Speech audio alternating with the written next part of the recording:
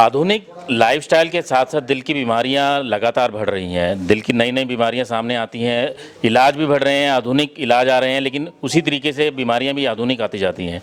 आज हम मौजूद हैं जिंदल अस्पताल के हार्ट के विशेष सर्जन डॉक्टर अशोक चहल के साथ। डॉक्टर अशोक चहल ने 1000 से ज़्यादा सर्जरी जो है जिंदल अस्पताल में की हैं। Bypass surgery, open heart surgery और इसके अलावा बहुत सी दिल से जुड़ी सर्जरियां सफलतापूर्वक की है। एक नया अध्याय अभी शुरू करने जा रहे हैं जिंदल अस्पताल में, एरोटिक सर्जरी करना शुरू करने जा रहे हैं। तो इसी के बारे में जानने के लिए हम डॉक्टर साहब के साथ जुड़े हैं। तो डॉक्टर चहल से हम पूछते हैं कि किस तरीके से ये सर्जरी की ज़रूरत होती है और किन किन मरीजों में ये बीमारी होती है और क्यों होती है। आज इस प्रेस मीट का उद्देश्य है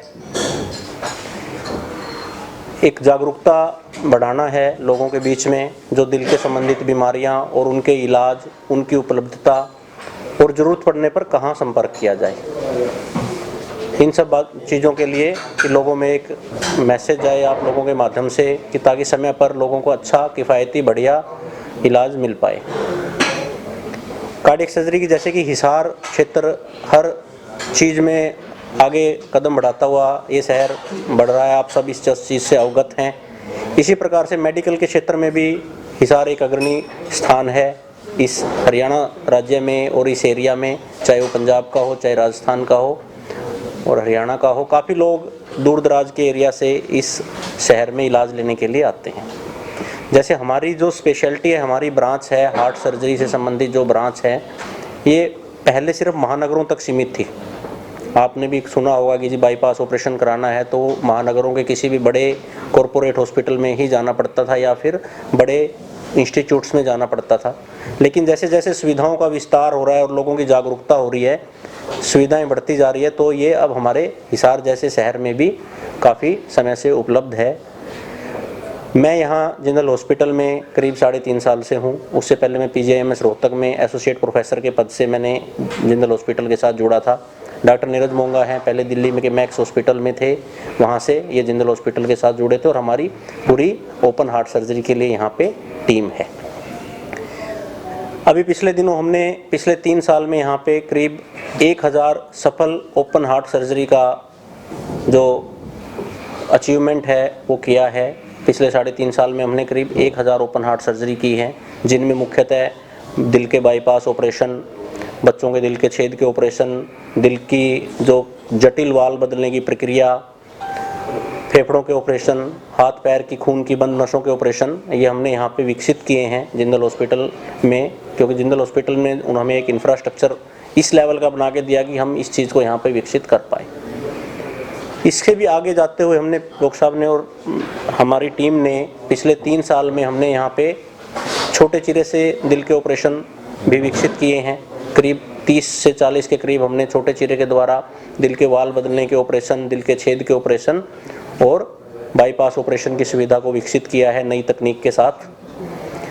पिछले कुछ दिनों से हमने महाधमनी, जो हमारे शरीर में मुख्य खून नली होती है, जो दिल से निकलती है और सारे शरीर में खून लेके जाती है, उसके ऑपरेशन की भी शुरुआत की है। करीब इस कड़ी में हमने 8 से 10 ऑपरेशन किए हैं। इससे पहले इसके लिए सिर्फ बड़े महानगरों के हॉस्पिटल जैसे मेदांता है, वहीं लोगों को जाना पड़ता था और काफ़ी महंगा था। जो महाधमनी का ऑपरेशन है वो एक ऑपरेशन करने में करीब 12 से 15 लाख रुपए का खर्चा आता था।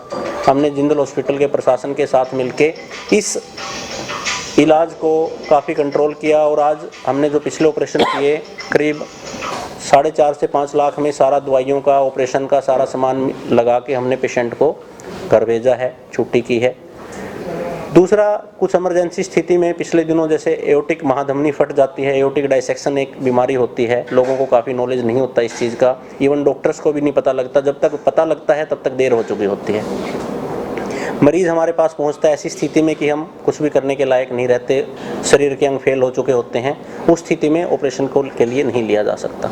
ऐसे बहुत ही कम मरीज़ होते हैं जो हॉस्पिटल में ठीक समय पर पहुँच पाते हैं। पिछले दिनों एक 46 साल की महिला थी जो ठीक समय पे भगवान की कृपा से हमारे पास पहुंची और हमने रात को ही उसका ऑपरेशन किया। पूरा महाधमनी फटी हुई थी, जिसको एओर्टिक डायसेक्शन बोलते हैं। रात के समय वो सारा ऑपरेशन हमने किया पूरी टीम ने, और उस महिला को हम ठीक करके घर भेज पाए। नहीं तो ऐसे मरीज बीच रास्ते ही कहीं अगर दूर जाना पड़ जाए 400-500 किलोमीटर, बीच रास्ते में ही ऐसे मरीज रास्ते को झेल नहीं पाते और 20 रास्ते में ही वो एक्सपायर हो जाते हैं। तो घर के नज़दीक सुविधाओं का होना हमारे लिए एक बहुत ही महत्वपूर्ण है और वरदान भी है। आप हम में से किसी को भी अपने स्वजन को, किसी घर परिवार के लोगों को कहीं दूर जाके इलाज कराना पड़े 400-500 किलोमीटर, तो बड़ा मुश्किल होता है वहाँ रहना, ले जाना, बाद में फॉलोअप की प्रक्रिया। आपके डोर स्टेप पे घर के नज़दीक अगर ऐसी सुविधाएं हैं तो ये काफ़ी नज़दीक अच्छा भी रहता है, समय पे मदद भी मिल सकती है। इमरजेंसी स्थिति में आपको समय रहते मदद मिल सकती है और इसमें खर्चा भी काफ़ी कम होता है, क्योंकि बार बार बाहर आना जाना काफ़ी महंगा पड़ता है। तो इस चीज़ को मेडिकल जो स्पेशलिटी है उसके लिए भी काफ़ी किफ़ायती माना गया है कि जितना आपके घर के नज़दीक आप इलाज ले पाओ उतना ही हमारे लिए अच्छा है। तो हमारी टीम ने जिंदल हॉस्पिटल के पूरे प्रशासन के साथ मिलके पिछले 3 साल में इस चीज़ पे काम किया है और हृदय सर्जरी, हार्ट सर्जरी की हर पहलू को, हर ऊंचाइयों को हमने छूने का प्रयास किया है और हम आगे भी करते रहेंगे। जो नई तकनीक होगी, जो नई डेवलपमेंट होगी, हम हिसार में उसको लेके आएंगे। इस चीज़ के लिए हम पूरे प्रयासरत हैं। भविष्य में हमारी टीम का और हमारा एक ही उद्देश्य है कि लोगों को किफ़ायती दरों पर गुणवत्तापूर्वक और पारदर्शिता के साथ इलाज मिले, जिसका हमने पूरे पिछले 3 साल में प्रयास किया है और करीब 1000 लोगों का हम इस तरीके से इलाज कर पाए हैं, उनको ठीक घर भेज पाए हैं पारदर्शिता के साथ और किफ़ायती दरों पे और अच्छे इलाज के साथ। जो देश और दुनिया में कहीं भी उपलब्ध है वो आज हमारे शहर में आपके घर के नज़दीक उपलब्ध है। भविष्य में हमारी टीम का प्रयास रहेगा कि हिसार जैसे शहर में, आज हो सकता है संभव ना हो, लेकिन होने वाले 10 साल में, 5 साल में हो सकता है सुविधाएं बदलें, समय बदलें। तो हमारा सपना है और उद्देश्य है कि हम दिल प्रत्यारोपण, हार्ट ट्रांसप्लांट, लंग ट्रांसप्लांट, फेफड़े का प्रत्यारोपण की सुविधाएं भी हम यहाँ विकसित करें इस शहर में, जिससे लोगों को अपने घर के नज़दीक अच्छा इलाज मिल पाए। कोई पेन किलर ले ली, 4-5 घंटे जो हमारे गोल्डन आवर्स होते हैं जिसमें अगर पेशेंट हमारे पास पहुंच जाए और हम कुछ एक्शन लेके काम कर पाएँ, वो कई बार निकल जाते हैं। क्योंकि हम ये नहीं कहेंगे कि लापरवाही नहीं कही जा सकती है। एक आम धारणा है कि पेन हुआ, मेडिसिन ले ली, फिर वेट किया, फिर भी नहीं ठीक हुआ, जब जाके हम घर से निकलते हैं। इसलिए ऐसे अगर कोई लक्षण शरीर में कभी किसी को भी लगे कि जी आज ऐसा दर्द नहीं है, ये कुछ अलग प्रकार का दर्द है, तो तुरंत नज़दीक के डॉक्टर से सलाह इस बारे में ज़रूर लेनी चाहिए।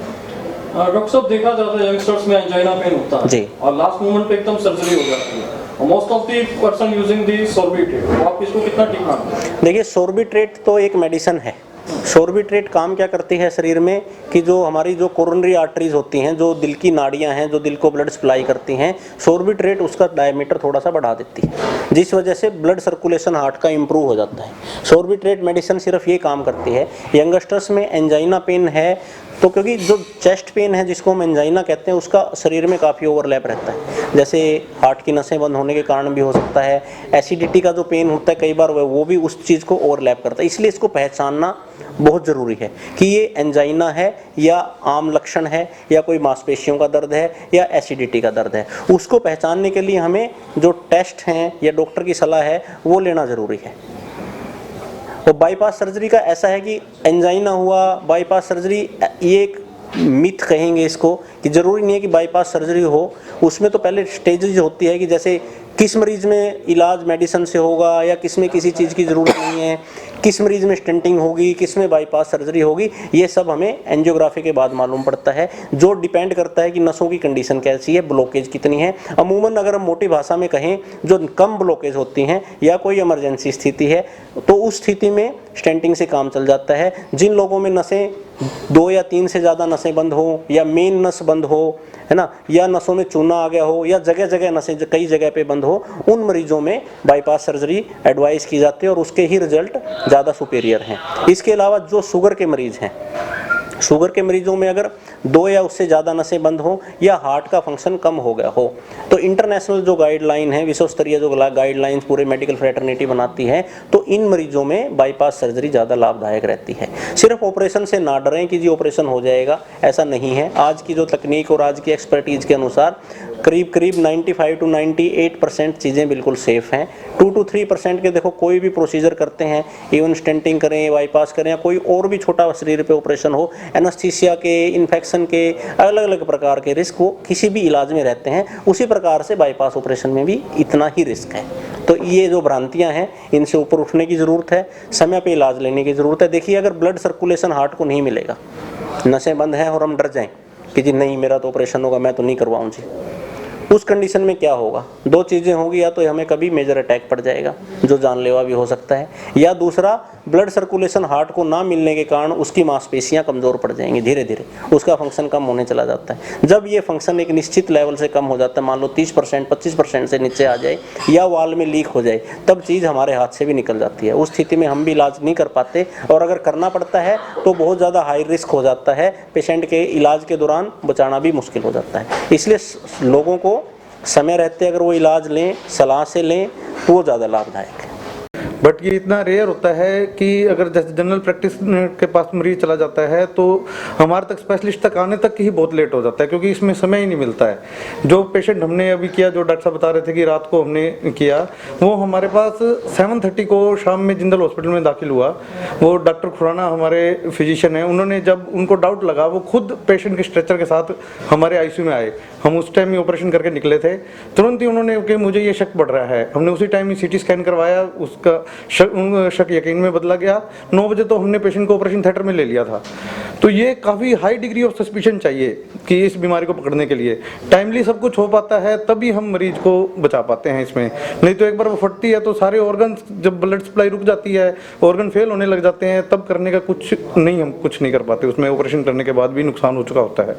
लेटेस्ट वीडियोस के लिए सब्सक्राइब करें हमारा चैनल नई ताज़ा न्यूज़ और दबाएं बेल आइकॉन ताकि आप मिस ना करें कोई भी अपडेट।